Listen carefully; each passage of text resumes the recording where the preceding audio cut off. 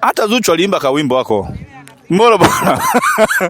Akasema hata kama kitumiwa nauli haendi. Mbona bwana? Ila ujua hajakaziwa. Hawa wataingia uwanjani. Tena sio kwa kulazimishwa. Umeona bwana? Yaani wao wenyewe kwa hiari yao wataingia uwanjani. Mia kubwa kuna wachezaji wengine kwa upande wa ndugu zetu huko wanamogopa sana Mpanzo. Umeona? Sasa ndo kama yale sasa. Wao wanahitaji pointi 3 bado hajamkaba Mpanzu. Umeona bwana? Tunataka kuona sasa hii kwamba wamemkaba Mpanzu, hizo pointi 3 walizokuwa wanazitaka wasipate kihalali. Watufunge na watu wakiona na mataifa yote yakiona wakishuhudia wasipate hizo pointi 3 walizokuwa wanazitaka na magoli 3. Ila wakimkaba Mpanzu